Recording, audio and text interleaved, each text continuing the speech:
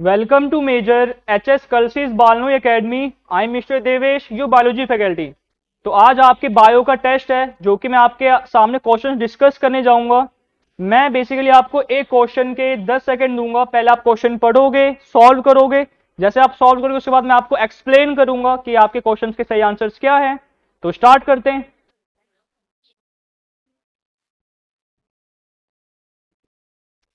Biology आपके practice questions जो कि आपके टेस्ट के हैं। तो स्टार्ट करते हैं।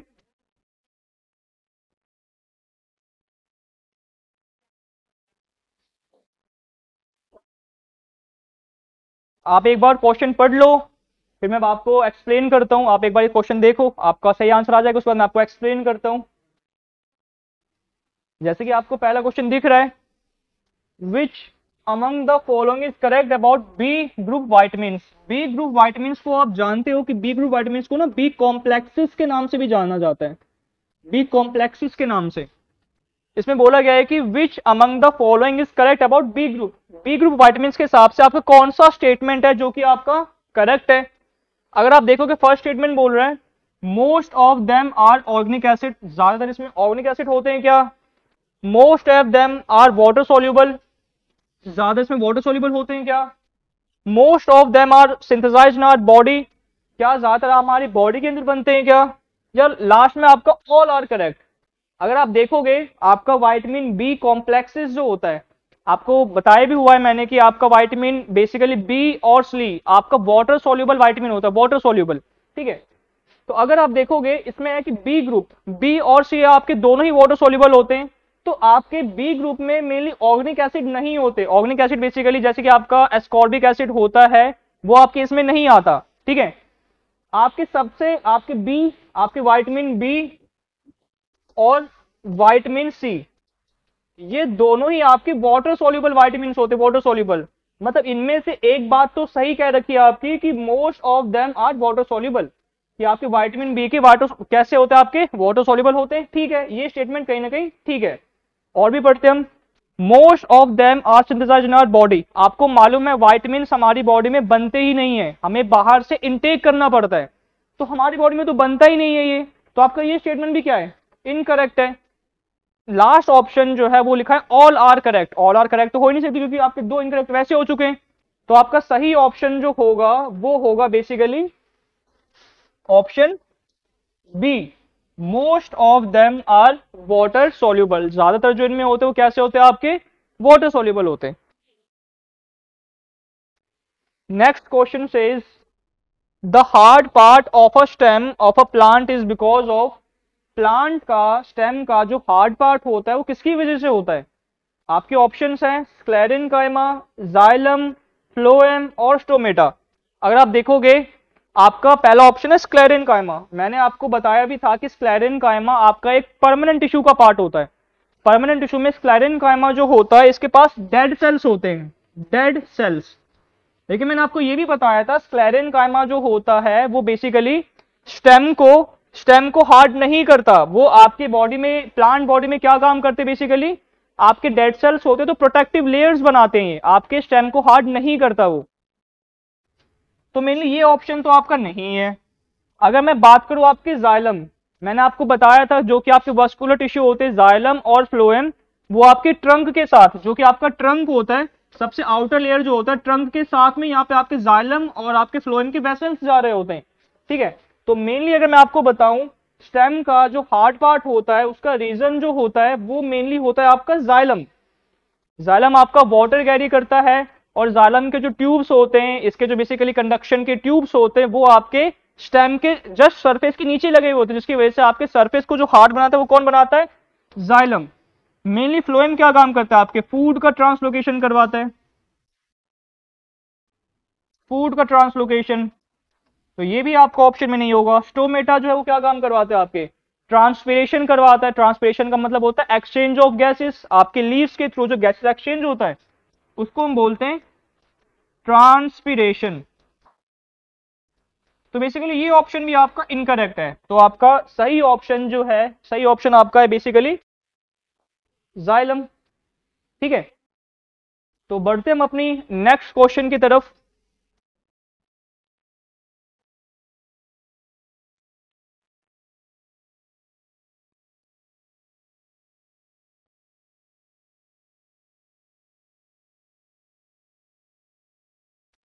The next question says with which of the following diseases project कवच is related to? प्रोजेक्ट कवच, अगर मैं आपसे पूछूं, देखो कवच का मतलब क्या होता है, एक तरीके से आप बोल सकते हो कवच का मतलब होता है, इसका काम होता है प्रोटेक्शन का, प्रोटेक्शन, ठीक है, प्रोटेक्शन प्रोवाइड करता है कवच हमें। तो बेसिकली आपके सारे ही ऑप्शन डिजीज वाले हैं, लेकिन मेनली ऐसा कौन सा डिजीज है जिसके यहाँ पे, जिसमें आपके प्रोटेक्शन की बहुत ज्यादा रिक्वायरमेंट होती है? अगर आप देखोगे, फर्स्ट है आपका मलेरिया, फिर है डेंगू, फिर आपका एड्स, फिर आपका स्वाइन फ्लू। बेसिकली इसमें जो प्रोटेक्शन वर्ड है, कवच वर्ड है, वो ये दिखा रहा है कि हमें जो है वो बेसिकली प्रोटेक्शन मिल रही है। कौन सी चीज से प्रोटेक्शन मिल रही है? अगर मैं इसमें बताऊं, सबसे ज्यादा जो आपका डिजीज इसमें हार्मफुल है, सबसे हार्मफुल डिजीज क्या होता है इसमें? आपका एड्स। एड्स आपका कैसा होता है कि मान लो अगर कोई एक पर्सन है, उसके पास मल्टीपल सेक्सुअल पार्टनर है, उसके साथ अगर वो इंटरकोर्स परफॉर्म करता है बिना किसी प्रोटेक्शन के, बिना किसी भी आप कह सकते हो प्रोटेक्शन के, तो मेनली उसको एसटीडी हो जाएगा, सेक्सुअली ट्रांसमिटेड डिजीज हो जाएगा। ताकि हमारी बॉडी को एसटीडी से प्रिवेंशन मिले, ताकि हमारी बॉडी प्रोटेक्ट हो पाए एसटीडी से, तो हम पहले प्रिवेंशन ले लेते, प्रिवेंशन मेजर कर लेते हैं हम। तो इसके लिए हम प्रोटेक्शन यूज करते, जिसका नाम दिया गया था आपका प्रोजेक्ट कवच। तो सही ऑप्शन होगा आपका एड्स। नेक्स्ट क्वेश्चन है, horses can also digest cellulose from grasses because, horses जो आपके घोड़े होते हैं वो भी आपके ग्रास को डाइजेस्ट कर पाते हैं। कैसे कर पाते हैं? अगर आप ऑप्शन देखोगे, they are ruminants and have two stomachs. देखो जैसे कि हम ह्यूमन है, हम आते प्राइमेट्स के अंदर, प्राइमेट्स हमारा जो स्टमक का चेंबर होता है सिंगल चेंबर होता है, लेकिन अगर मैं बात करूं ह्यूमिनेंट एनिमल्स की, जैसे कि आपके काउज हो गए, बफेलोज हो गए, इनके स्टमक के 4 चेंबर्ड होते हैं, आपके 2 चेंबर्ड नहीं होता। तो पहला ऑप्शन तो आपका इनकरेक्ट है। They have long alimentary canal. देखो आपके ऐसे एनिमल्स जो कि हर्बीवोरस होते हैं, मेनली घास जो खाते हैं, ये जरूरी नहीं कि उनके लॉन्ग एलिमेंट्री कैनाल की वजह से वो सेल्यूलोज प्रोड्यूस कर पाती है, ये उनका मेन रीजन नहीं है। इनका वेल डेवलप्ड होता है, ज्यादा लॉन्ग से कोई रिलेशन नहीं है आपका। They have hind gut. देखो अब इनके पास जो हिंड या हाइंड गट होता है, इनके पास ना एक चीज होता है, आपने सुना है उसके बारे में, सीकम के बारे में। बेसिकली आपने सुना होगा आपके लार्ज इंटेस्टाइन में, जो लार्ज इंटेस्टाइन होता है ना, इसमें एक पतला ऐसे ट्यूब जा रहा होता है, पतला ट्यूब, जिसको बोला जाता है सीकम। इनके अंदर ना गुड बैक्टीरियाज होते हैं, गुड बैक्टीरिया जो कि हमें डाइजेशन में हेल्प करते हैं। तो सेम उसी वे में, क्योंकि हॉर्सेस के पास हाइंड या हिंड गट होता है, ठीक है, उनके पास सीकम का अमाउंट, सीकम इनके पास बहुत ज्यादा अमाउंट में होता है, मतलब इनके पास बहुत ही ज्यादा अमाउंट में गुड बैक्टीरियाज पाए जाते हैं जो कि सेल्यूलोज का डाइजेशन करते हैं। कौन से प्रोसेस की हेल्प से करते हैं वो भी आप लिख लो, ये आपके फर्मेंटेशन की हेल्प से करते हैं। फर्मेंटेशन आपको मालूम है, मोस्ट ऑफ द बैक्टीरिया जो होते हैं फर्मेंटेशन प्रोसेस परफॉर्म करते हैं।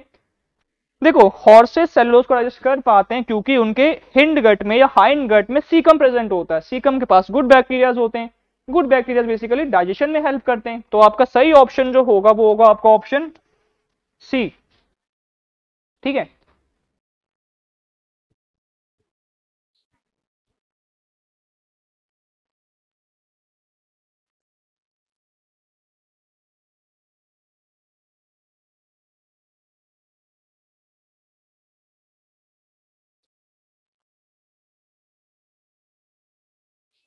Ophiology is the study of which of the following animals.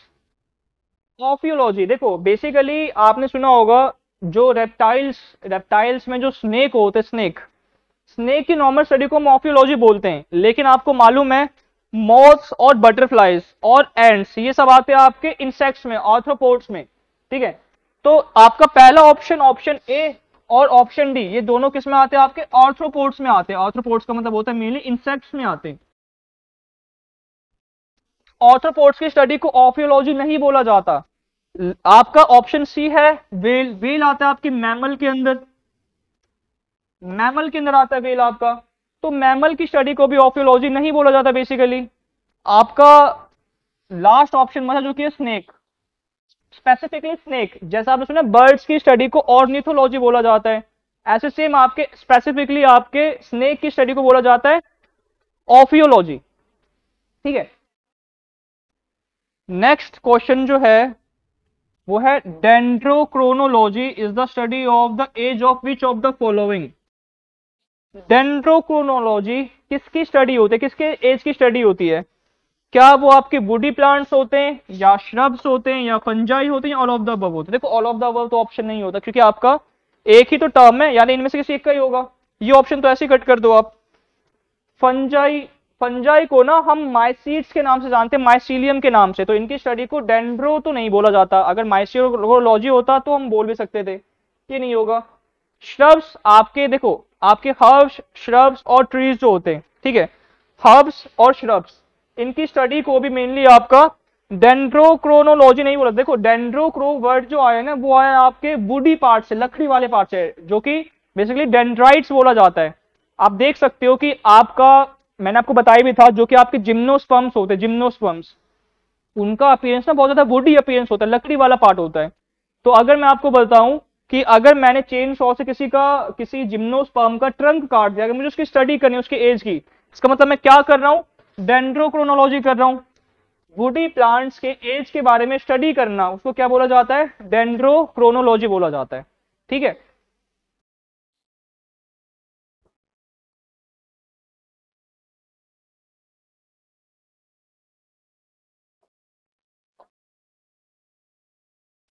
Which of the following is not an example of fungi? Not an example मतलब इनमें से कौन सा ऐसा ऑप्शन है जो कि आपका मशरूम है, यूग्लेना है, म्यूकर है, एल्ब्यूगो है, इन चारों में से कोई भी फंजाई नहीं होना चाहिए, ठीक है। नॉट एन, क्या बोल रहे हैं? Not an example of fungi. अब आपका पहला ऑप्शन है मशरूम। आपने देखा होगा मशरूम जो होता है वो भी आपके कहां पर उगता है? मेनली आपने देखा होगा मॉइस्चर रीजन में उगता है, जहां जैसे आपके फंजाई उगते हैं। मोस्ट ऑफ द फंजाई आपके डेड और डिकेइंग, सड़े गली चीजों पे उगते हैं, या बहुत ज्यादा जहां पे पानी होता है वहां पे ग्रो करते हैं। मशरूम भी आपका वन ऑफ द फंजाई में आता है। मतलब हमें तो बताना कि नॉट एन, तो ये तो आता है, तो ये आपका एग्जाम्पल क्या है? इनकरेक्ट है। आपका यूग्लेना, देखो यूग्लेना जो होता है ना, बेसिकली आपका एक, आप कह सकते हो कि माइक्रो ऑर्गेनिज्म में आता है। माइक्रो ऑर्गेनिज्म के अंदर, माइक्रो ऑर्गेनिज्म जिसको बोला जाता है यूग्लिनोइड्स, इसका जो बेसिकली मेंबर होता है ना, इसके लेवल का जो नाम होता है उसको बोला जाता है यूग्लिनोइड्स बोला जाता है। यूग्लिनोइड्स, यूग्लिनोइड्स की स्पेसिफिक बात ये होती है कि इनके पास ना क्लोरोफिल प्रेजेंट होता है। ये ऐसे माइक्रो ऑर्गेनिज्म होते हैं कि इनके पास क्लोरोफिल प्रेजेंट है। अगर क्लोरोफिल प्रेजेंट है तो ये फोटोसिंथेसिस परफॉर्म करते हैं। दिन के टाइम पे जब सनलाइट होती है तब ये फोटोसिंथेसिस परफॉर्म करते हैं, लेकिन जैसे ही रात हो जाती है इनके पास क्लोरोफिल तो काम कर नहीं सकते, तो रात में ये आपके और छोटे माइक्रो ऑर्गेनिज्म को खाते हैं। लेकिन ये जो है यूग्लेना आपका तो बेसिकली माइक्रो ऑर्गेनिज्म है, फंजाई तो नहीं है। तो आपका जो सही ऑप्शन होना चाहिए बेसिकली आपका यही होना चाहिए, लेकिन बाकी भी हम दो ऑप्शन देखते हैं। आपका म्यूकर और एल्ब्यूगो दोनों ही आपके, देखो आपके फंजाई के ना बहुत सारे ब्रांचेस होते हैं, जैसे बेसिडियोमाइसीट्स है, एस्कोमाइसीट्स है, डिट्रोमाइसीट्स है। तो आपके म्यूकर जो होते हैं, म्यूकर और एल्ब्यूगो, ये आपके बेसिडियो और आपके एस्कोमाइसीट्स के अंदर आते हैं। मतलब आपका मशरूम, आपका म्यूकर और आपका एल्ब्यूगो, ये तीनों ही आपके किस में आते हैं? फंजाई में। तो हमें तो नॉट एन एग्जाम्पल बताना है, ये तीनों ऑप्शन ऐसे कट जाएंगे आपके। आपका सही ऑप्शन जो होगा, कौन सा ऑप्शन होगा आपका? यूग्लेना। यूग्लेना बहुत ही इंपॉर्टेंट आपका माइक्रो ऑर्गेनिज्म होता है, मतलब याद करने के तौर में, क्योंकि आपका फोटोसिंथेसिस भी परफॉर्म कर सकता है। नेक्स्ट क्वेश्चन है हमारा, which of the following is used by some reptiles to release heat? कुछ रेप्टाइल्स जो होते हैं जो कि क्रॉलिंग करते हैं, जिनका आपको मालूम है 3 चेम्बर्ड हार्ट होता है, मिक्स्ड हार्ट होता है, इसमें स्नेक आते हैं, क्रोकोडाइल आते हैं, रेप्टाइल्स। बोलोगे कुछ रेप्टाइल्स अपनी बॉडी से हीट को कैसे रिलीज करते हैं? देखो आपके रेप्टाइल्स होते हैं बेसिकली कोल्ड ब्लडेड होते हैं, रेप्टाइल्स कोल्ड ब्लडेड, तो उनको अपनी बॉडी में हीट को क्या करना होता है? निकालना होता है। तो बेसिकली वो अपनी बॉडी से हीट को कैसे निकालेंगे? आपके कुछ कुछ ऑप्शन है, पैलेट है, कैरेपेस है, पेंटिंग है, या फैंग्स है। देखो हर किसी का तो फैंग्स हो नहीं सकता, जैसे कि आपका स्नेक का होता है, ये तो आप ऐसे हटा दो। आपका पैलेट जो कि बेसिकली आपके बक्कल कैविटी में जो अपर रीजन होता है ना, उसको पैलेट बोला जाता है, लेकिन सभी का पैलेट इतना वेल डेवलप्ड नहीं होता है, तो पैलेट भी आपका ऑप्शन में नहीं होगा। दो ऑप्शन है, पेंटिंग और आपका कैरेपेस। अच्छा मैं आपको पेंटिंग के बारे में बताता हूं पहले। पेंटिंग जो होता है ना, जैसे मान लो कोई आपका स्नेक है, स्नेक के अंदर आपके इंटरनल कुछ ऑर्गन्स होंगे, जो छोटे मोटे ऑर्गन्स होंगे। स्नेक क्या काम करता है? स्नेक भी आपको मालूम है टाइप का रेप्टाइल है।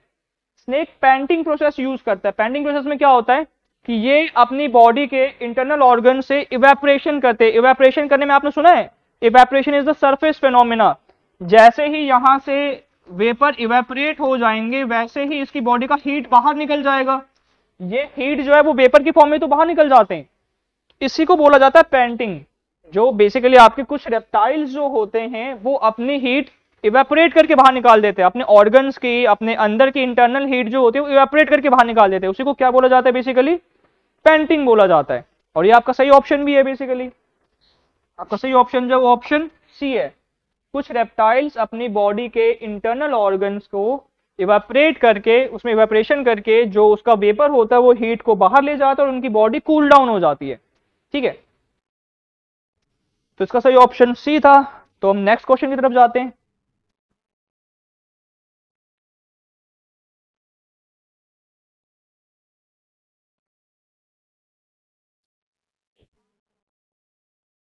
Which of the following bones form the wish bone of birds. देखो विश बोन क्या होता है, विश बोन जो होता है बर्ड्स का, वो उसके सामने वाला चेस्ट के अपर वाला पार्ट जो होता है, जो कि एरोडायनेमिक शेप बनाने में हेल्प करता है।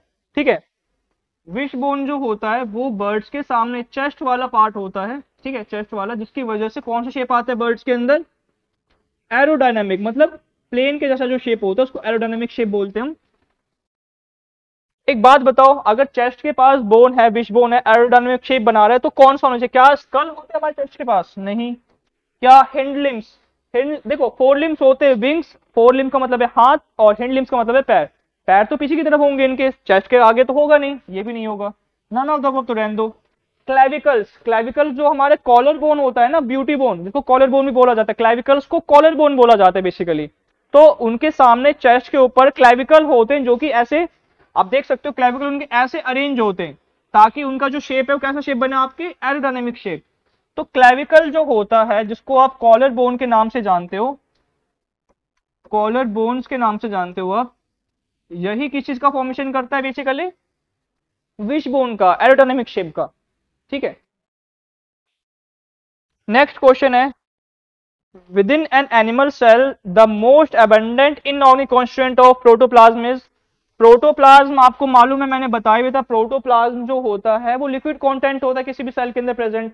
तो पूछा गया है कि प्रोटोप्लाज्म में सबसे ज्यादा इनऑर्गेनिक सब्सटेंस कौन सा होता है? क्या वो सोडियम और पोटेशियम सॉल्ट होता है, क्या वो वाटर होता है, आयरन होता है, या फॉस्फेट होता है? बेसिकली अगर प्रोटोप्लाज्म लिक्विड पार्ट है, लिक्विड पार्ट, तो उसके अंदर क्या होना चाहिए, लिक्विड पार्ट ज्यादा होना चाहिए। ठीक है, लेकिन इसमें बोला है कि किसका अमाउंट ज्यादा होता है इनऑर्गेनिक सब्सटेंस का। अगर मैं बताऊं, सोडियम और पोटेशियम हमारी बॉडी में, सेल्स में हल्का फुल्का भी आपका, देखो ऑस्मोसिस मेंटेन करने के लिए सॉल्ट की हल्की फुल्की रिक्वायरमेंट होती है, लेकिन ज्यादा भी नहीं होती। ज्यादा सैलिनिटी होने की वजह से क्या हो जाएगा, ऑस्मोसिस में दिक्कत आ सकती है। तो इसका अमाउंट उतना ज्यादा, सॉल्ट का अमाउंट उतना ज्यादा नहीं होता। आपको मालूम है आयरन का अमाउंट खाली हमारी हीमोग्लोबिन को मेंटेन करने के लिए होता है, और आयरन का अमाउंट हमारी बॉडी में ज्यादा नहीं चाहिए। आपका जो मेन मोस्ट अबेंडेंट ज्यादा इनऑर्गेनिक कॉन्स्टिट्यूएंट जो होता है प्रोटोप्लाज्म का, वो वाटर ही होता है। सबसे ज्यादा जो पाया जाता है आपके प्रोटोप्लाज्म में वो वाटर ही पाया जाता है। ठीक है, सबसे अबेंडेंट अमाउंट में इनऑर्गेनिक, आपको मालूम है वाटर भी तो आपका इनऑर्गेनिक सब्सटेंस ही होता है। ठीक है, तो वाटर पाया जाता है।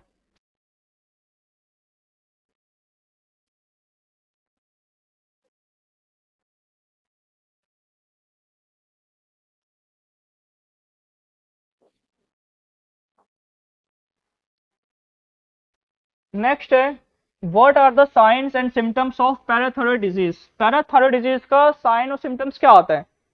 देखो आपको मालूम है, पहली बात, पैराथायरॉयड की लोकेशन होती है बैक ऑफ द नेक, यहाँ पर नेक के पीछे होती है। ठीक है, इसकी लोकेशन याद रखना, सामने thyroid, back of the neck होता है पैराथायरॉयड। तो आपके नेक में लंप हो जाता है, क्या मतलब, इसके लिए आपका एक फैट टिश्यू आ जाता है, इसकी वजह से आपके नेक की स्वेलिंग हो जाती है। हाँ, ये होता है, तो ये चीज होती है। डिफिकल्टी, आपके डिफिकल्टी होती है बोलने में और निगलने में, स्वेलो करने में और स्पीकिंग करने में। ऑब्वियसली जब आपका नेक स्वेल हो जाएगा तो आपको निगलने में और स्वेलो, मतलब स्वेलो करने में और बोलने में, दोनों में दिक्कत होगी। ये भी होता है पैराथायरॉयड में। मसल की वीकनेस, आपको मालूम है थायराइड और पैराथायरॉयड, बेसिकली थायराइड ग्लैंड तो हमारा मेटाबॉलिज्म कंट्रोल करता है, लेकिन पैराथायरॉयड क्या कंट्रोल करता है, हमारे बॉडी में कैल्शियम लेवल। अगर पैराथायरॉयड ग्लैंड में डेफिशिएंसी होगी, कैल्शियम की डेफिशिएंसी होगी, तो ऑब्वियसली है आपके बोन्स के साथ साथ मसल में भी वीकनेस आएगी। तो ये तीनों चीजें होती हैं, मसल वीकनेस भी होती है और आपके बोन की भी होती है। तो आपका तीनों ही चीज चाहिए कहीं ना कहीं, तो आपका फर्स्ट, सेकंड और थर्ड, ये तीनों चीज सही होगी, फर्स्ट, सेकंड और थर्ड। ठीक है।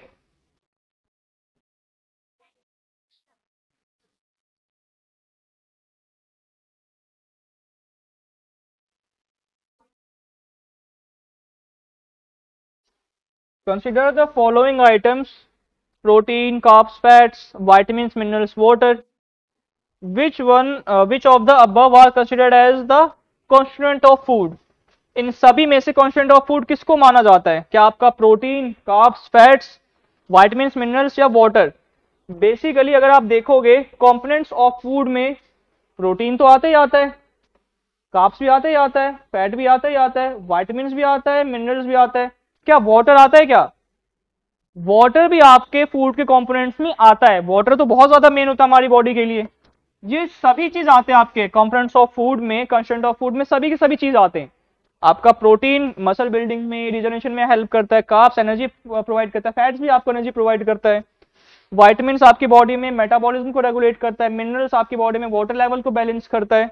वाटर हमारी बॉडी में बहुत सारे काम आते हैं, मेटाबॉलिज्म में यूज होता है, आपकी बॉडी को टॉक्सिक, आपकी बॉडी में जो टॉक्सिसिटी होता है उसको निकालने में हेल्प करता है, आपके ब्लड की विस्कोसिटी या विस्कस जो फ्लूइड होता है आपका ब्लड, उसको मेंटेन करने में हेल्प करता है विस्कोसिटी को। तो वाटर भी बहुत इंपॉर्टेंट होता है। तो उसमें पहला भी ठीक है, दूसरा भी, तीसरा भी, चौथा भी सही, सभी ठीक है। तो आपका कौन सा ऑप्शन ठीक होगा? Option D.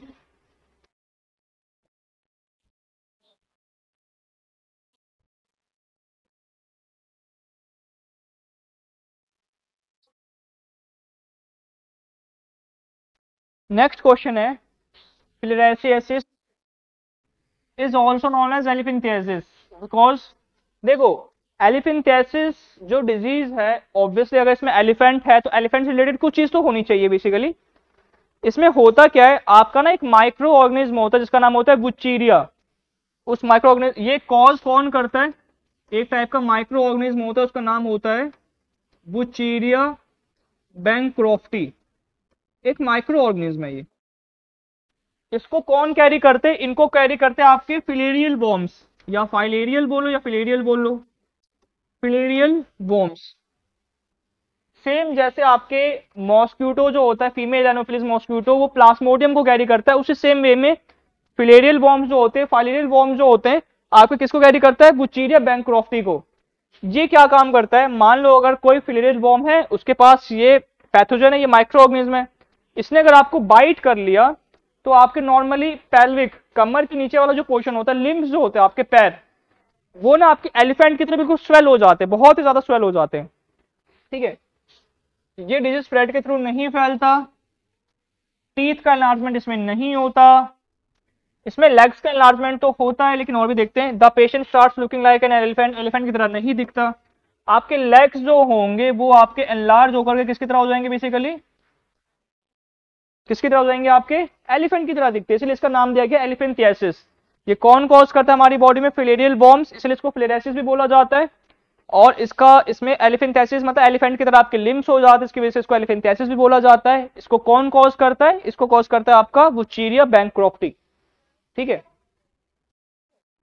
नेक्स्ट क्वेश्चन है, a man suffering from diabetes mellitus drinks water more frequently as he has to eliminate from the blood extra. देखो आपको मालूम है, मैंने बताया भी था, डायबिटीज के टाइम पे किसी भी इंडिविजुअल को उसको डायबिटीज हो रखा होता है, वो यूरिनेशन बहुत ज्यादा जाता है, इस कंडीशन को पॉलीयूरिया बोला जाता है। लेकिन वो जाता क्यों है? देखो उसको प्यास भी ज्यादा लगती है, इस कंडीशन को बोला जाता है पॉलीडिप्सिया, मैंने आपको पहले भी बताया था।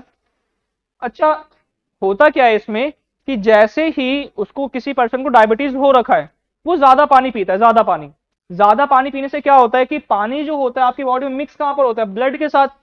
डायबिटीज के टाइम पे आपके ब्लड में किस चीज का अमाउंट ज्यादा है? इंसुलिन का, ग्लूकागोन का, सॉल्ट का। डायबिटीज के टाइम में हमारे ब्लड में सबसे ज्यादा लेवल होता है ग्लूकोज का, glucose which is a kind of sugar, sugar का लेवल ज्यादा होता है। आप जो हो पानी ज्यादा से ज्यादा इसलिए पीते हो ताकि आपके ब्लड में एक्स्ट्रा ग्लूकोज जो है वो पानी के साथ मिक्स हो जाए, पानी के साथ मिक्स हो जाए और बॉडी के बाहर क्या हो जाए? रिलीज हो जाए, तभी तुम ज्यादा से ज्यादा पानी पीते हैं। तो a man suffering from diabetes mellitus, जिसको डायबिटीज मेलिटस हो रखा होता है, वो ज्यादा पानी इसीलिए पीता है क्योंकि उसको क्या एलिमिनेट करना होता है अपने ब्लड से, ग्लूकोज को। ठीक है, ग्लूकोज को एलिमिनेट करने के लिए ज्यादा ज्यादा क्या पीता है, वो पानी का इंटेक करता है। तो सही ऑप्शन क्या होगा इसमें आपका, ग्लूकोज। ठीक है,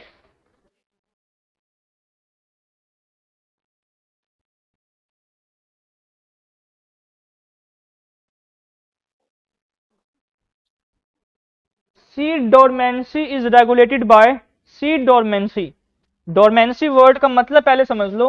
डोरमेंसी वर्ड का मतलब होता है जब आपका सीड टेम्पररी इनएक्टिव हो जाता है, थोड़े टाइम तक के लिए इनएक्टिव हो जाता है, इस कंडीशन को बोला जाता है सीड डोरमेंसी। मैंने आपको 5 प्लांट हॉर्मोन्स बताए थे, ऑक्सिन, जिबेलिन्स, साइटोकिनिन्स, इथिलीन और आपका एब्सिसिक एसिड। इसमें से डोरमेंसी कौन लाता है, डोरमेंसी आपका एब्सिसिक एसिड लाता है, इंडोल एसिटिक लाता है, इथिलीन लाता है, या फिर आपका जिबेलिक लाता है। तो बेसिकली जिबेलिक एसिड तो आपके डोरमेंसी को क्या करता है, ब्रेक करता है, डोरमेंसी ब्रेक करता है। तो ये आपका नहीं होना चाहिए। बेसिकली आपका डोरमेंसी लाता कौन है, आपके सीड में डोरमेंसी लाता है एब्सिसिक एसिड, रेगुलेट कौन करता है, एब्सिसिक एसिड। ठीक है, बाकी इंडोल एसिटिक एसिड जो होता है बेसिकली एक टाइप से आपके ऑक्सिन का फॉर्म होता है, इंडोल एसिटिक एसिड। ऑक्सिन तो आपका सीड से लेने का कुछ है ही नहीं, इथिलीन आपके रिपनिंग में हेल्प करता है, इसका भी सीड से लेने में कुछ है ही नहीं। आपके सीड डोरमेंसी को जो रेगुलेट करता है वो कौन करता है, आपका एब्सिसिक एसिड। इसका ध्यान देना, एब्सिसिक एसिड। और आपके प्लांट बॉडी में जो ओल्ड लीव्स होते हैं उनका एब्सिशन भी करवाता है। ठीक है, तो ये भी ध्यान रखना आप।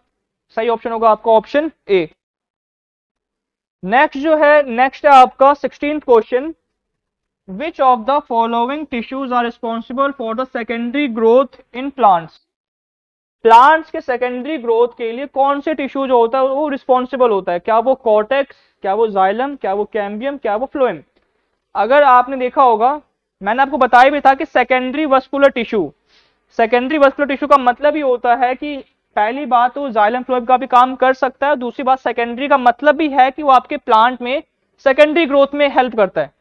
सेकेंडरी ग्रोथ में, सेकेंडरी ग्रोथ का मतलब है आपके स्टेम इलोंगेट करना, stem elongation, formation of leaves, जब आपका लीव झड़ जाता है फिर वापस वापस बनता भी तो है, ये सब आपके सेकेंडरी ग्रोथ होते हैं। सेकेंडरी ग्रोथ करवाता है आपका कैम्बियम, क्योंकि मैंने बताया था आपको कैम्बियम जो होता है आपका सेकेंडरी वस्कुलर टिश्यू भी होता है और वो आपके प्लांट बॉडी में सेकेंडरी ग्रोथ में हेल्प भी करवाता है। तो सही ऑप्शन जो होगा वो क्या होगा आपका, कैम्बियम। ठीक है,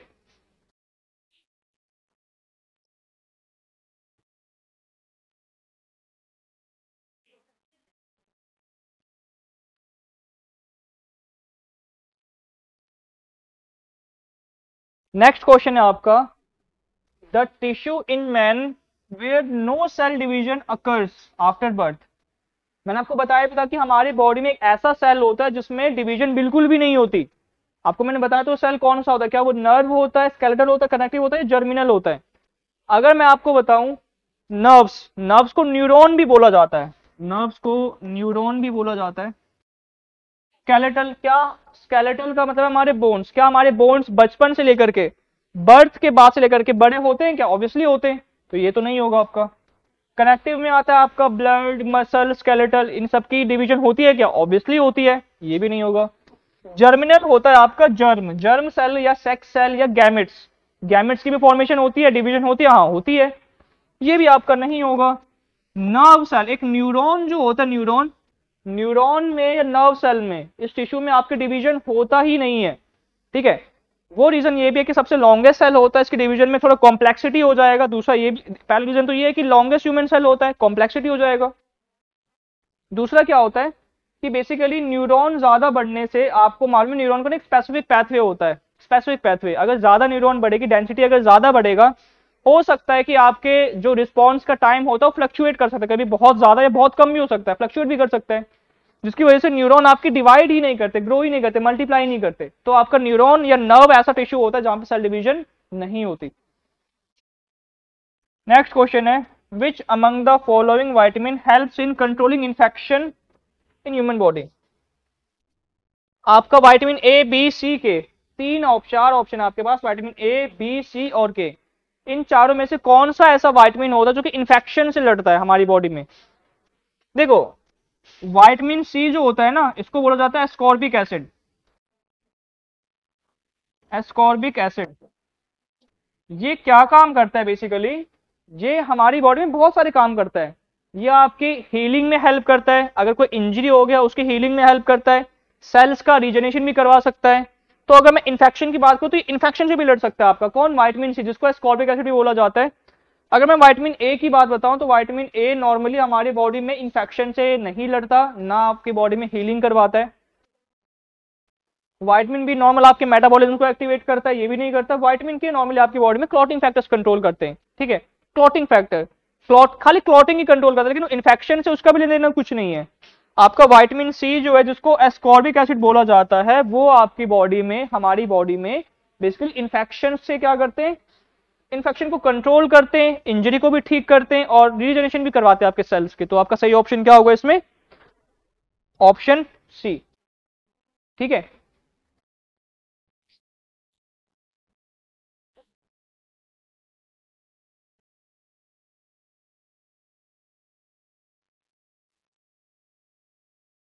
The term cyber knife is most closely associated with the which among the following? Cyber knife, देखो साइबर नाइफ का मतलब, अगर हम बायोलॉजी में बेसिकली साइबर का मतलब तो आपके सिक्योरिटी से या सॉफ्टवेयर से नहीं होना चाहिए। सॉफ्टवेयर का ऑप्शन तो काट दो आप। रिमोट भी आपका वही हो गया, रिमोट भी नहीं होगा। आपका मैग्नेटिक रिजोनेंस इमेजिंग एमआरआई भी आपका नहीं होता, वो उसमें तो बेसिकली आपके क्या होते हैं? आपके जो पार्टिकल्स होते हैं मैग्नेटिक रिजोनेंस इमेजिंग में, आपके रेज आते हैं, रेज आपके साइबर नाइफ के थ्रू नहीं जाता। कैंसर के सर्जरी को, सर्जिकल मेथड से जो आपका कैंसर का ट्रीटमेंट होता है, उसको बोला जाता है साइबर नाइफ, ठीक है। साइबर नाइफ में आपका नाइफ से बेसिकली आपके सर्जिकल ब्लेड जो होते हैं उसके थ्रू सर्जरी होती है, ठीक है। लेकिन इसमें आपका मेन चीज और भी होता है, इसमें आपके जो रेडिएशन होते हैं ना, रेडिएशन, वो आपके बहुत तेज स्पीड में आपके ट्यूमर पे कोलॉइड करते हैं, बहुत तेज स्पीड में ट्यूमर पे कोलॉइड करते हैं। जैसे आपके ट्यूमर पे कोलॉइड करेगा, आपका ट्यूमर टूट जाएगा सारा का सारा। जैसे कि आपका बिनाइन ट्यूमर है, मैलिग्नेंट ट्यूमर है, इनको ठीक करने के लिए हम यूज करते हैं आपकी साइबर नाइफ का यूज करते हैं, जो कि कैंसरस सर्जरी में आपके हेल्प करता है। आपका मैलिग्नेंट ट्यूमर है, बिनाइन ट्यूमर है, इसको ब्रेक डाउन करने में हेल्प करता है आपका, ठीक है। कौन करता है? आपका साइबर नाइफ, ठीक है। नेक्स्ट क्वेश्चन जो है, ए doctor while using the sphygmomanometer to measure the blood pressure of a patient also uses the stethoscope to listen the wheezing sound of blood in which among the following arteries? देखो, ये बोला जा रहा है कि एक डॉक्टर है जो ब्लड प्रेशर नापने वाली मशीन होती है, स्पिग्मोमैमोमीटर जो होता है, मैनोमीटर जो होता है, वो बेसिकली आपका ब्लड प्रेशर नापता है। उसने सेम टाइम पे स्टेथोस्कोप भी लगा दिया। अब उसने देखा कि किसी आर्टरी से वूशिंग साउंड आ रहा है, मतलब जैसे हवा का साउंड जो होता है, वूशिंग साउंड आ रहा है उसमें से, वो कौन सा हो सकता है? बेसिकली आपको मालूम है ब्लड प्रेशर जो नापते हैं हम, ब्लड प्रेशर कहाँ से नापते हैं? हम मेनली हैंड से नापते हैं ना। आपका जो डिवाइस होता है वो हैंड पे लगता है आपका। इसका मतलब वो आर्टरी जो है, ये आर्टरी जो है वो आपके हैंड से होकर के जानी चाहिए, हैंड से, ठीक है। आपके जो ऑप्शन है वो है radial artery, brachial artery, auxiliary artery या मीडियन आर्टरी। देखो, इसमें से जो आपका ब्रैकियल आर्टरी होता है ना, ये आपके लिम्स के लिए होता है। लिम्स मतलब हाथ पैर, लिम्स के लिए, लिम्स में आपके जो रिस्ट वाला पार्ट होता है, बाइसेप्स वाला पार्ट होता है, मतलब हैंड के लिए, रिस्ट के लिए, बाइसेप्स वाले पार्ट के लिए, यहां से जो होकर के आर्टरी जाती है उसको हम क्या बोलते हैं? ब्रैशियल आर्टरी। रेडियल आर्टरी भी आपके रिस्ट, रेडियल आर्टरी भी आपके रिस्ट और बेसिकली एल्बोज की तरफ पाए जाते हैं आपके। लेकिन हम मेनली आपके जो बीपी नापते हैं वो कहां से नापते हैं? बेसिकली बाइसेप्स की तरफ से नापते हैं, हैंड की तरफ से नापते हैं। तो आपका सही ऑप्शन जो होना चाहिए वो क्या होना चाहिए? आपका ब्रैकियल आर्टरी। रेडियल आर्टरी जो होता है आपके एक ब्रैकियल आर्टरी का सब टाइप होता है, ठीक है। लेकिन आपका जो मेन ऑप्शन होना चाहिए वो क्या होना चाहिए? आपका ब्रैकियल आर्टरी होना चाहिए, जहां से आपके और क्या जाते हैं, यहां से आपके आर्टरीज। आर्टरीज मेनली आपका क्या कैरी करता है? दोनों कैरी कर सकता है, आपका ऑक्सीजनेटेड भी, आपका डीऑक्सीजनेटेड भी, लेकिन आपका मेनली यहां पे क्या कैरी कर रहा है? ऑक्सीजनेटेड, ठीक है।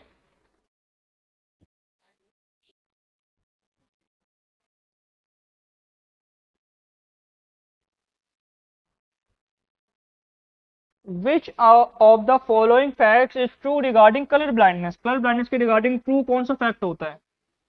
अगर आप देखोगे लिखा है more common among women, very rare in women, very rare in men, found to the same extent in both sexes. लेकिन आपको एक बात बताया जाए, जैसे कलर ब्लाइंडनेस का जीन होता है ना, सेम ये हीमोफीलिया की तरह काम करता है।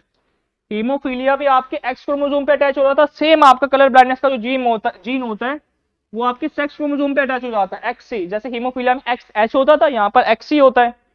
अच्छा, आपने देखा था कि हीमोफीलिया जो था वो डिजीज फीमेल को बहुत रेयर हो रहा था, बहुत कम हो रहा था, क्योंकि कौन से जीन पे लोकेटेड होता है, वो आपके एक्स क्रोमोसोम पे। फीमेल इसमें कैरियर बन जाती है, इसमें इन्फेक्टेड नहीं होती, कैरियर बन जाती है, बहुत रेयर होता है इसमें।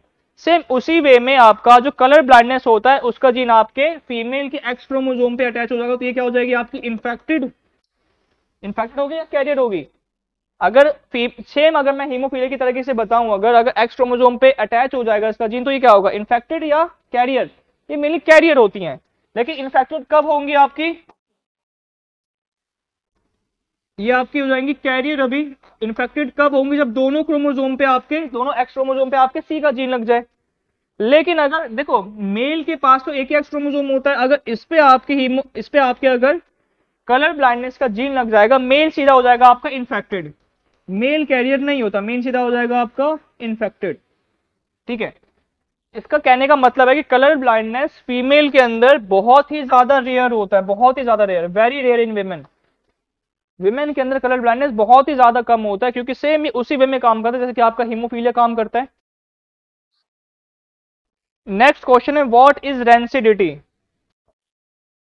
रेंसिड चीज आपने सुनी होगी, जब आप कोई भी ऑयली सब्सटेंस होता है, तो उसका ऑक्सीडेशन, अगर ऑक्सीजन के साथ रिएक्शन होता है तो ऑक्सीडेशन होता है। ऑक्सीडेशन होने के बाद जो ऑयल होता है ना, उसका टेस्ट जो होता है बहुत ज्यादा ना अजीब हो जाता है, रेंसिड टाइप का हो जाता है। लेकिन आपके ऑयल में ऐसा क्या होता है, जो भी आपका ऑयली फूड होता है उसमें ऐसा क्या होता है, ऑयल में बेसिकली आपका क्या पाया जाता है, फैट। और आप देखोगे ऑयल में क्या वाइटामिन ज्यादा होते हैं? नहीं, ना प्रोटीन ज्यादा होता है, ना ग्लूकोज ज्यादा होता है। ऑयल में सबसे ज्यादा पाया जाता है आपका फैट, फैट सबसे ज्यादा पाया जाता है ऑयल में। लेकिन जैसे ही आपके फैट का ऑक्सीडेशन होता है या डिटोरिएशन होता है, उसी में आपका जो ऑयली फूड होता है किसमें कन्वर्ट हो जाता है, आपके रेंसिड फूड में। तो आपका सही ऑप्शन जो है वो ऑप्शन क्या होगा आपका, option A, deterioration of fat. बाकी प्रोटीन का, ग्लूकोज का और वाइटामिन का अगर आप ऑक्सीडेशन करोगे तो मेनली आपको रेंसिडिटी या किसी भी ऑब्जेक्ट में सब्सटेंस में रेंसिडिटी नहीं होती। रेंसिडिटी होती है आपके बेसिकली ऑयल के ऑक्सीडेशन के होने की वजह से, फैट के ऑक्सीडेशन होने की वजह से। ठीक है,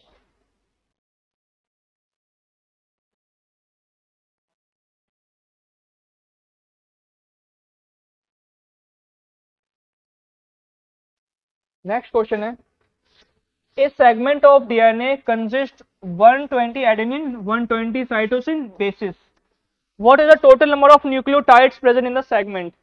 अच्छा देखो, आपने नाम सुना है A T G C, adenine, thymine, guanine, cytosine. इन चारों का जो अमाउंट होता है प्रोपोर्शनलिटी के हिसाब से होता है, इक्वल अमाउंट होता है, इक्वल, चारों का इक्वल। मतलब अगर आपके एडेनिन 120 है तो आपकी थाइमिन भी 120 होना चाहिए, अगर आपका साइटोसिन 120 है तो ग्वानिन भी 120 होना चाहिए। अब क्या पूछा गया है कि what is the total number of nucleotides? Total number अगर मैं सभी को टोटली ऐड करूंगा 120 120 120 120 120 इंटू 4, तो आपका आंसर क्या आएगा, 480। अगर मैं 120 इंटू 4 करूंगा तो आपका आंसर क्या आएगा, 480 तो आएगा, मतलब 480 न्यूक्लियोटाइड्स है। अगर आपका एक, सभी आपके इक्वल प्रोपोर्शन में होते हैं, बस आप इतना याद रखना। तो आपका सही ऑप्शन क्या होगा, ऑप्शन डी। नेक्स्ट जो है the population of vagina with semen during coitus is called. देखो यहाँ पे पॉपुलेशन का मतलब जो होता है वो होता है, यहाँ पे मतलब है रिलीजिंग का। कॉइटस के दौरान, कॉइटस को बोला जाता है इंटरकोर्स, कॉइटस के लिए एक और वर्ड होता है, इसको बोला जाता है इंटरकोर्स। इंटरकोर्स परफॉर्म करते जब सीमेन जो होता है वो वेजाइना के अंदर मतलब इंसेमिनेट हो जाता है, इस प्रोसेस को क्या बोला जाता है, ऑब्वियसली इस प्रोसेस को बोला जाता है इंसेमिनेशन। इंसेमिनेशन मतलब वेजाइना के अंदर जब आपका सीमेन रिलीज होता है उसको इंसेमिनेशन बोला जाता है। आउटसेमिनेशन मतलब जो बाहर रिलीज होता है, ये नहीं होगा। कॉपुलेशन जो होता है, बेसिकली कॉपुलेशन को इंटरकोर्स ही बोला जाता है, फर्टिलाइजेशन को फ्यूजन बोला जाता है, स्पर्म्स और बेसिकली आपके एक सेल का ये भी नहीं होगा। आपका सही ऑप्शन जो होगा वो क्या होगा आपका इंसेमिनेशन। ठीक है,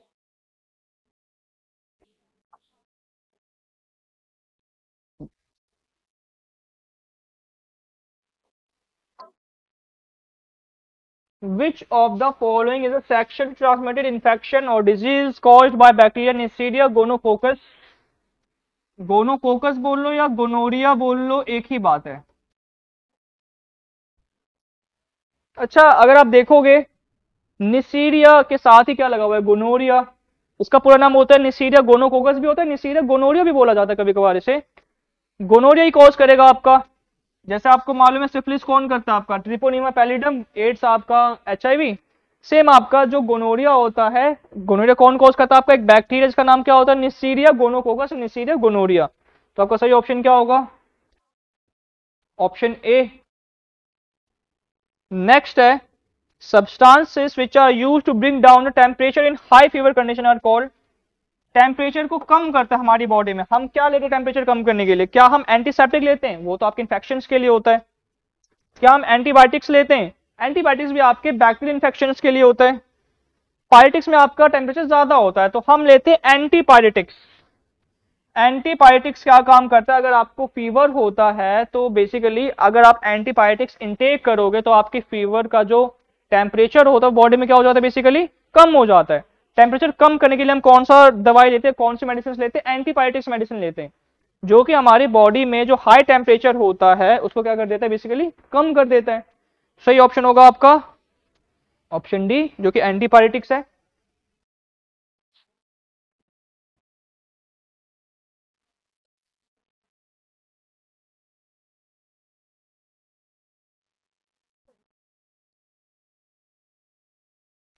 tachycardia is a condition characterised by, देखो जब आपका हार्ट रेट जो होता है, आपको मालूम है हार्ट रेट होता है आपका, हार्ट बीट क्या होता है 72 बीट्स पर मिनट, एक बीट में 72 minutes.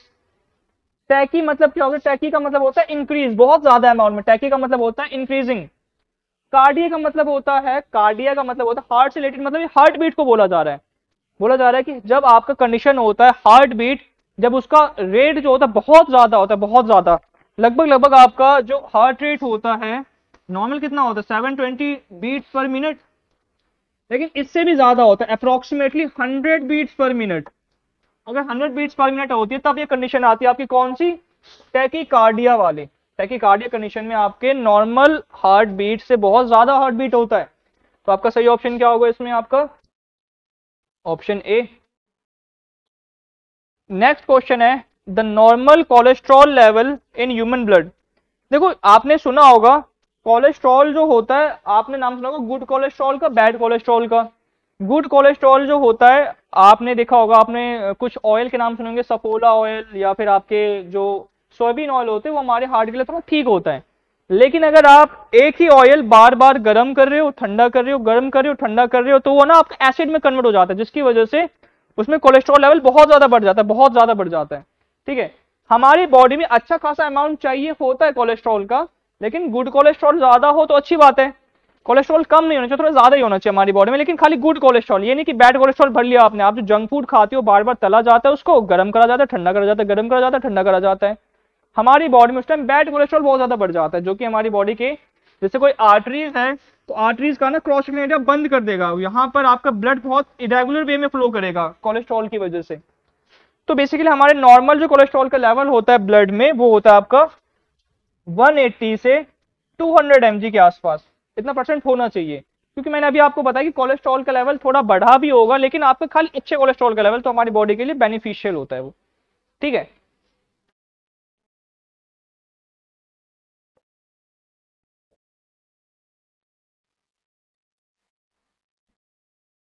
Which of this bones is not a part of human ear, कौन सा ऐसा बोन है जो कि ह्यूमन ईयर का पार्ट नहीं है। इंकस, स्टेपीज और मेलियस, ये तीन बोन है, तो इन तीनों बोन को मिलाकर के इंकस, स्टेपीज और मेलियस, इन तीनों को मिलाकर ही क्या बोला जाता है, इन तीनों को मिलाकर के बोला जाता है ईयर ऑसिकल्स, जो कि ईयर के बोन होते हैं। एक आपका होता है फीमर, फीमर आपके थाई का बोन होता है, जो थाई का बोन होता है, फीमर आपका सबसे लॉन्गेस्ट बोन जो होता है, सबसे लॉन्गेस्ट बोन। तो आपके थाई का बोन तो ईयर में नहीं होगा ना, तो बेसिकली आपका सबसे लॉन्गेस्ट बोन कौन सा होता है आपकी बॉडी में? फीमर होता है। लेकिन ये आपके क्वेश्चन में क्या पूछा है कि जो कि ह्यूमन ईयर का पार्ट नहीं है, क्या थाई का बोन आपके ह्यूमन ईयर का पार्ट होगा? नहीं। तो सही ऑप्शन क्या होगा आपका? फीमर। नेक्स्ट क्वेश्चन है, which of the following is the largest invertebrate? Invertebrate वो होते हैं जिनके पास वर्टिबल कॉलम नहीं होता। वर्टिबल कॉलम आपके सभी के सभी वर्टिब्रेट्स हैं। आर्थ्रोपोड में इंसेक्ट्स आते हैं, एक्टिनोडर्म्स में आता है आपका स्टारफिश आता है, सी अर्चिन्स आता है, सी क्यूकम्बर आते हैं। मोलुस्का में आपके क्या आते हैं? अगर मैं साइज कंपैरिजन करूं, इंसेक्ट का साइज बहुत ज्यादा छोटा होता है, ठीक है। स्पॉन्ज का साइज भी उतना ज्यादा बड़ा नहीं होता, मतलब हल्का फुल्का, लेकिन आर्थ्रोपोड से बड़े होते हैं ये।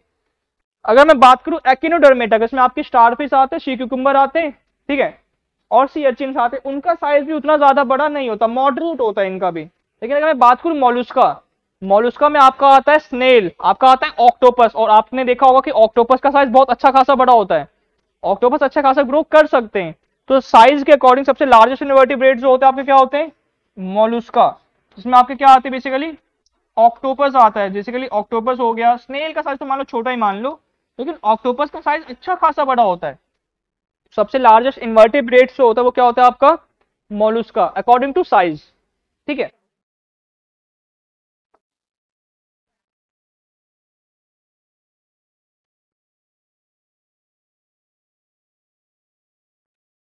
Which movements of touch me not plant lead to closing of its leaf when touched? Touch me not plant जिसका नाम होता है scientific name mimosa pudica, pudica. अब देखो ये अपना वाटर लॉस कैसे करते हैं। मान लो ये इनका स्टेम है, ये छोटी छोटी लीफ होती हैं, छोटी छोटी लीफ ऐसे इनके ब्रांचेस पे ऐसे लगे हुए होते हैं, मिमोसा पुडिका की या टच मी नॉट प्लांट की। इनके ना बेस में, इनके बेस में यहाँ पर, इनके बेस में, लीफ के बेस में ना वाटर लेवल होता है, वाटर होता है, वाटर, ठीक है। जैसे ही कोई इंसान, जैसे ही कोई इस लीफ को टच करता है ना, जैसे कोई इसको टच करेगा, वैसे ही ये अपना सारा का सारा वाटर लूज कर देता है, ये वाटर अपना लूज कर देता है। जिसकी वजह से देखो, जैसे ही ये अपना बेस से वाटर लूज कर देंगे, ये अपने आप ही ऐसे बंद हो जाते हैं, ऐसे अपने क्या हो जाएंगे आपके, ऐसे क्लोज हो जाएंगे, ऐसे क्लोज हो जाएंगे। तो पूछा गया है कि कौन से मूवमेंट की वजह से आपका टच करने पे ये बंद हो जाते हैं। तो टच होता है बेसिकली, अगर आप इसको टच करोगे वो अपना बंद कर देंगे। ये आपकी ना मूवमेंट जो होती है ये एक ही डायरेक्शन में होती है, ऐसे, ये बेसिकली ऐसी मूवमेंट करते हैं, तो ऐसे खुलेंगे या ऐसे बंद होंगे। इस मूवमेंट में आपका आएगा निक्टिनेस्टिक मूवमेंट आता है, निक्टिनेस्टिक मूवमेंट। इसमें जब आप टच करते हो ना, तो सेम आपका जो लीफ होता है, इसका जो पानी होता है, इसके बेस में जो पानी होता है वो पेटियोल के थ्रू नीचे चला जाता है। जैसे ही आप थोड़े टाइम तक इसको टच नहीं करोगे, वापस से पानी इनका बेस में आ जाता है, वापस से ऐसे ही ग्रो कर जाते हैं, खिल जाते हैं बेसिकली, ठीक है। लेकिन जैसे आप टच करते हो तो इनकी मूवमेंट ऐसे बंद हो जाती है। इस मूवमेंट का नाम होता है आपका निटिनेस्टिक मूवमेंट, जो कि टच की वजह से आता है। फोटोनेस्टिक आपकी लाइट की वजह से आएगा, सनलाइट की वजह से। कीमोनेस्टिक आपके बेसिकली किसकी वजह से आएगा? केमिकल की वजह से। सिस्मोनेस्टिक आएगा आपके प्रेशर की वजह से। टच की वजह से जो आता है वो आता है आपका निक्टिनेस्टिक मूवमेंट। नेक्स्ट क्वेश्चन है, bryophytes resembles algae due to the feature. Bryophytes में आपके मॉसेस, लिवरवॉर्ट्स, फॉर्मवॉर्ट्स आते हैं, वो आपके एल्गी से कैसे रिलेट होते हैं, रिजेंबल होते हैं? देखो दोनों में फोटोसिंथेसिस होती है, हाँ होती है photosynthetic activity but no muscular tissue. दोनों में फोटोसिंथेसिस होती है एक्टिविटी, लेकिन इनके पास मस्कुलर टिश्यू नहीं होता। क्या क्या इन दोनों के पास जाइलम फ्लोएम होता है? हाँ नहीं होता।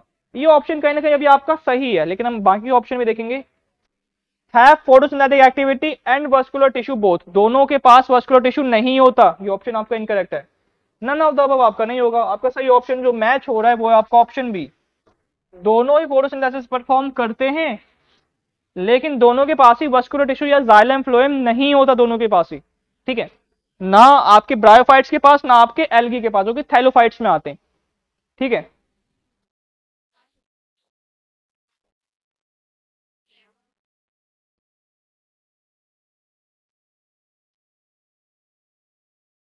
Haemoglobin is dissolved in blood plasma of.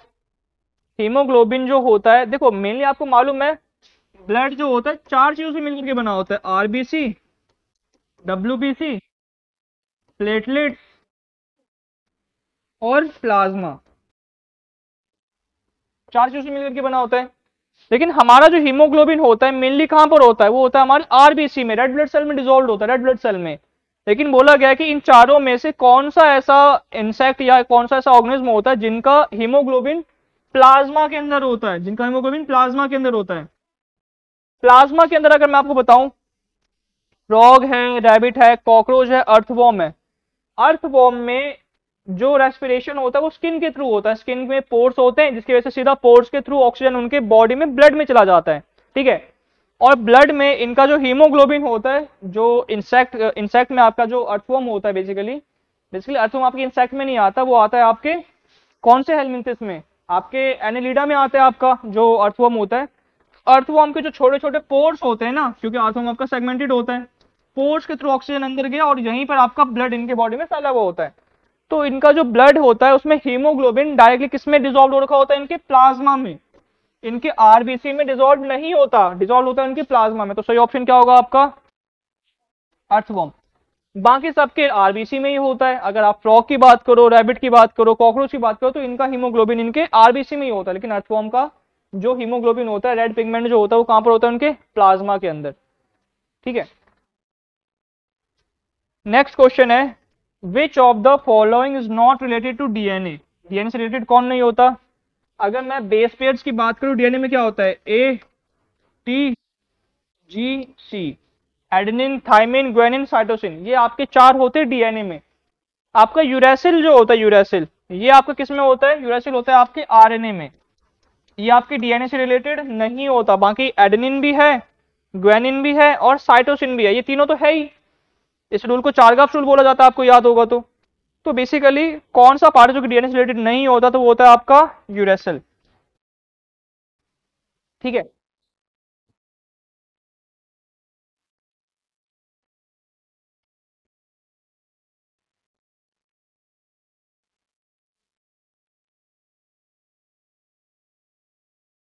In honey which one among the following sugars predominates. Honey में सबसे ज्यादा शुगर कौन सी पाई जाती है। हमने देखा है कि अगर कोई इंसान हनी खाता भी है, इवन कफ में भी अगर आप हनी यूज करते हो ना, तो आपको नुकसान नहीं देता, बल्कि अगर आप चीनी खा लो उस टाइम में तो आपको बहुत नुकसान देता है। इसका मतलब क्या बोलना चाह रहा हूं मैं, कि हनी में कहीं ना कहीं आपका सिंपल शुगर होना चाहिए, सिंपल। आपका माल्टोज और सुक्रोज ये आते हैं आपके डाइसेक्राइड में, सिंपल नहीं होते उतने ज्यादा ये। लेकिन अगर मैं बात करूं आपके फ्रुक्टोज और गैलेक्टोज, ये आते हैं आपके मोनोसेक्राइड में, जो कि सिंपलेस्ट शुगर होता है, मोनोसेक्राइड। और इसमें से भी अगर मैं आपको बताऊं कि फ्रुक्टोज जो होता है वो भी आपके ग्लूकोज का आइसोमर होता है C6H12O6, ठीक है। जिसकी वजह से फ्रुक्टोज का टेस्ट जो होता है कैसा होता है, बहुत ही ज्यादा मीठा होता है। सुक्रोज सॉरी आपका जो फ्रुक्टोज होता है क्या होता है, बहुत ही ज्यादा मीठे टेस्ट का होता है। हनी में सबसे ज्यादा अमाउंट में जो शुगर पाया जाता है, वो शुगर कौन सा पाया जाता है, बेसिकली फ्रक्टोज पाया जाता है। सिंपल शुगर होना चाहिए इनके अंदर, ठीक है। सिंपल शुगर में आपके ये दोनों है, गैलेक्टोज। लेकिन गैलेक्टोज हमारी बॉडी में ज्यादातर ना स्टोरेज यूनिट में कन्वर्ट हो जाता है, वो हमारी बॉडी में शुगर का लेवल उतना ज्यादा मेंटेन नहीं करता, वो स्टोरेज यूनिट में कन्वर्ट हो जाता है। तो ये तो नहीं होना चाहिए गैलेक्टोज आपका, तो सही ऑप्शन होना चाहिए आपका फ्रुक्टोज, ठीक है।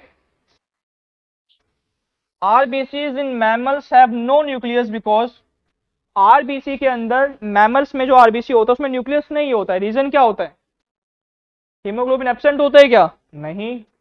It does not have nucleus since early time, क्या स्टार्टिंग से न्यूक्लियस नहीं होता इसमें, नहीं। It has degenerated during the development. मैंने आपको बताया था कि मैच्योर्ड आरबीसी में पहले जो स्टार्टिंग का आरबीसी होता है उसमें न्यूक्लियस होता है, लेकिन जैसे धीरे धीरे करके आपका आरबीसी मैच्योर्ड होने लग जाता है, उसके अंदर से न्यूक्लियस का अमाउंट कम हो जाता है।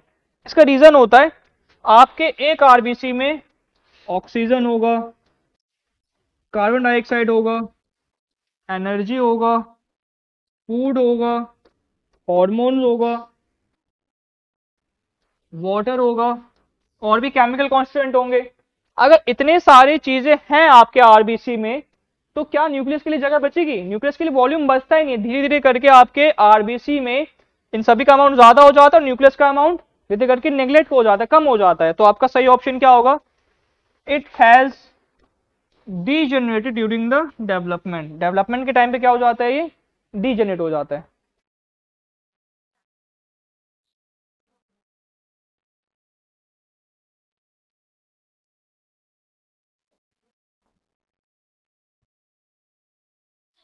Sickle cell anaemia is a disease cause due to abnormality in sickle cell anaemia. Anaemia का मतलब ही क्या होता है, अनीमिया का मतलब होता है खून की कमी, ठीक है, अनीमिया का मतलब आपको मालूम है सिकल सेल अनीमिया जो अफेक्ट करता है हमारे हीमोग्लोबिन को अफेक्ट करता है, हीमोग्लोबिन के बीटा चेन के 6th पोजीशन पर, वहां पर ग्लूटामिक एसिड की जगह पर आ जाता है बेलाइन। हीमोग्लोबिन कौन से पार्ट में होता है, क्या हीमोग्लोबिन आपके व्हाइट ब्लड सेल में होता है, क्या थ्रोम्बोसाइट्स में, क्या ब्लड प्लाज्मा में, या आपके आरबीसी में, हीमोग्लोबिन होते हैं हमारे आरबीसी में। तो आपका सिकल सेल अनीमिया जो होता है कौन सा रिलेटेड डिजीज होता है आपके, बेसिकली आरबीसी का, क्योंकि आपके हीमोग्लोबिन में इफेक्ट होता है उसमें। नेक्स्ट क्वेश्चन है which one among the following statements are correct, आपके स्टेटमेंट्स कौन से करेक्ट होते हैं। पहला है ligaments are very flexible, ligaments connect muscle and bones, ligament contains very little matrix. देखो लिगामेंट तो आपके मसल और बोन कनेक्ट नहीं करता, लिगामेंट क्या काम करता है, वो आपके बोन टू बोन कनेक्ट करता है। मसल और बोन को कनेक्ट कौन करता है, ये करता है टेंडन्स। तो आपका ऑप्शन बी तो इनकरेक्ट है, ये तो नहीं है करेक्ट। लिगामेंट फ्लेक्सिबल होते हैं क्या, ऑब्वियसली लिगामेंट फ्लेक्सिबल होते हैं। रीजन क्या होता है, आपको मैंने बताया था लिगामेंट जो होते हैं नी वाले पोर्शन में ज्यादा पाया जाता है, तो नी का जो कनेक्शन होता है, नी का जो जॉइंट होता है वो तभी मूव कर पाएगा ना जब इसमें लिगामेंट फ्लेक्सिबल होंगे। अगर लिगामेंट इसमें फ्लेक्सिबल होगा ही नहीं तो आप नी हिला ही नहीं पाओगे बेसिकली, क्योंकि नी में ज्यादातर आपका क्या पाया जाता है, नी में और एंकल में आपके लिगामेंट ही तो पाए जाते हैं सबसे ज्यादा। मतलब इसका ये मतलब है कि लिगामेंट्स आपके फ्लेक्सिबल होते हैं नेचर के, ठीक है। थर्ड ऑप्शन, थर्ड स्टेटमेंट जो है वो है ligaments contain very little matrix. क्या लिगामेंट के पास मैट्रिक्स बहुत कम हो जाए, देखो अगर किसी भी सब्सटेंस में मैट्रिक्स ज्यादा होगा ना तो वो हार्ड हो जाएगा, बहुत ज्यादा क्या हो जाएगा, हार्ड। लेकिन अगर मैट्रिक्स कम है तो हल्का सा फ्लेक्सिबल ही होगा, इलास्टिक नेचर का ही होगा। तो लिगामेंट के अंदर थोड़ा सा मैट्रिक्स बहुत कम अमाउंट का होता है, तभी तो फ्लेक्सिबल होते हैं वो। तो ये भी स्टेटमेंट ठीक है और ये स्टेटमेंट भी ठीक है। आपका फर्स्ट और थर्ड, आपका ऑप्शन कौन सा है, ऑप्शन बी, फर्स्ट और थर्ड स्टेटमेंट आपका सही है। जो ऑप्शन है आपका ऑप्शन बी, दोनों स्टेटमेंट आपके सही है, ठीक है।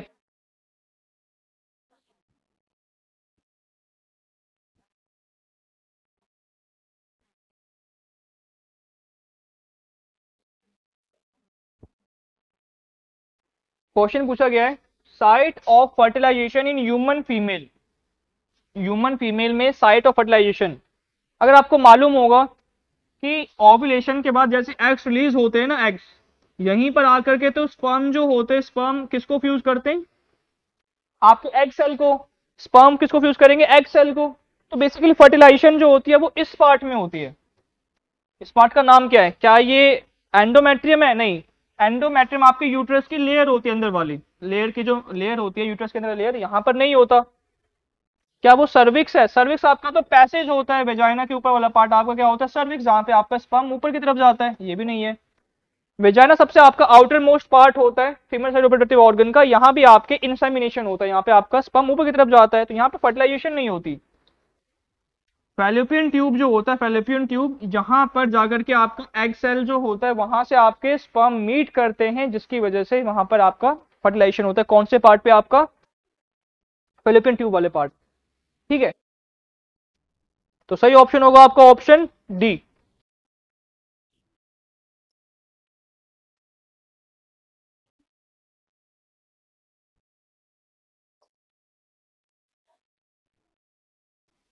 Fill in the blanks with appropriate answers. जैसे आपको दो पोर्शन दे रखे, एक 1 और एक 2, यहां पर आपको फिल करना है एप्रोप्रिएट आंसर्स का। देखो आपको अगर डबल सर्कुलेशन मालूम होगा, यहां पर होता क्या है, आपके लंग्स में राइट वेंट्रिकल अगर आप बनाओगे तो यहां है आपका left atrium, left ventricle, right atrium, right ventricle. तो राइट वेंट्रिकल से ब्लड जाता है आपके लंग्स के पास। कौन सा ब्लड जाता है आपका, डीऑक्सीजनेटेड। कौन सा ब्लड जा रहा है आपका, डीऑक्सीजनेटेड ब्लड जाता है आपके लंग्स के पास, ठीक है। तो किसके थ्रू जाता है, लंग्स के पास जो ब्लड जाता है। देखो अगर हार्ट से दूर ब्लड जा रहा है तो आर्टरी होगी कोई ना कोई, लेकिन जा कहां पे रहा है, लंग्स के पास, तो इसको क्या बोला जाता है बेसिकली, पल्मोनरी आर्टरी। अब आपकी 3 ऑप्शन है, 1 2 3, वेन्स वाला ऑप्शन तो ऐसे ही काट दो, पल्मोनरी आर्टरी। अब देखेंगे हम सेकंड, जो आपका सेकंड है ये वाला फिलअप, एओर्टा से आपका ऑक्सीनेटेड ब्लड जाता है। ऑक्सीनेटेड ब्लड किसको जाता है, आपके सभी के सभी बॉडी पार्ट्स को, सभी के सभी बॉडी पार्ट्स को, लेकिन एक पार्ट को छोड़ करके। लेकिन इसमें हम ऑप्शन देखेंगे, क्या वो खाली लंग्स को जाता है, नहीं। क्या वो सभी बॉडी पार्ट्स को जाता है, ये भी ठीक है आपका, ऑल बॉडी पार्ट्स। लेकिन अगर आप थर्ड वाला देखोगे, all body parts except lungs, lungs को छोड़ करके, लंग्स को छोड़ करके सभी बॉडी पार्ट्स की बात आती है। क्यों, क्योंकि लंग्स में तो आपका ऑक्सीनेटेड ब्लड पहले से प्रेजेंट होता है, क्योंकि लंग्स में ही तो ऑक्सीनेटेड ब्लड की फॉर्मेशन होती है ना, पल्मोनरी वेन्स जो लेकर के जाता है, लंग्स में ही आपके ऑक्सीनेटेड ब्लड की फॉर्मेशन होती है। इसका मतलब लंग्स को ऑक्सीनेटेड ब्लड की रिक्वायरमेंट है ही नहीं, क्योंकि उसके पास पहले से प्रेजेंट है। तो आपका आउटा जो होता है सभी बॉडी पार्ट के पास ब्लड ले जाता है ऑक्सीनेटेड, बस किसको छोड़ करके, लंग्स को छोड़ करके। तो ये स्टेटमेंट ज्यादा सही है आपका, ऑप्शन सी आपका करेक्ट ऑप्शन है, ठीक है। तो आपका जो सही ऑप्शन हो क्या है, आपका ऑप्शन सी।